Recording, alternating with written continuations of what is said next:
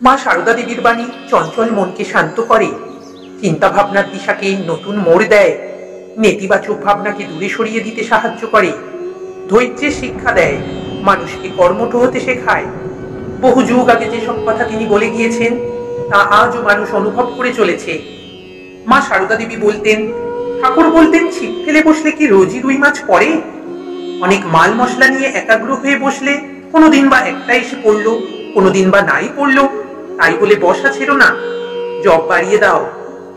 মা সারদা দেবী বলতেন, যে অল্পতে তুষ্ট থাকে তার কাছে এই পৃথিবীর সব কষ্ট সহজ হয়ে যায়।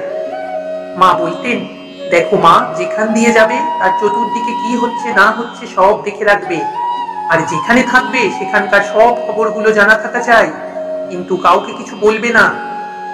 সারদা মা বলতেন, ভগবান দর্শন বলো, ধ্যান বলো, সবই মন, নিত্য ধ্যান করবে, কাঁচা মন কিনা, ধ্যান করতে করতে মন স্থির হয়ে যাবে।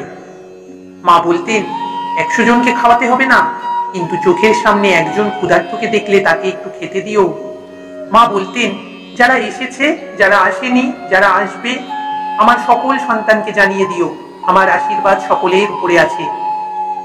সারদা মা বলতেন, জানবে কেউ না থাক তোমার একজন মা আছে, আমি মা থাকতে ভয় কি?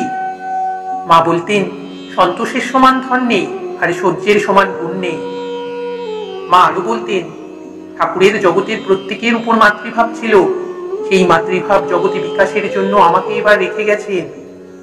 মা বলতেন, সব সয়ে যেতে হবে, কারণ কর্মানুসারে সদযোগাযোগ হয়, আবার কর্মের দ্বারাই কর্মের খণ্ডন হয়। মা বলতেন, ধ্যান জপ ও ঈশ্বর চিন্তায় পাপ কাটে।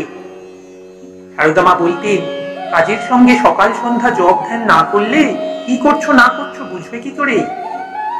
মা বলতেন, কেউ যদি তোমাকে ভালো না বলে তাতে মন খারাপ করো না, কারণ এক জীবনে সবার কাছে ভালো হওয়া যায় না। মা বলতেন, কষ্ট ছাড়া কখনো উন্নতি সম্ভব নয়। মা আরো বলতেন, ঈশ্বর ইচ্ছা ছাড়া কিছুই হওয়ার সাধ্য নেই।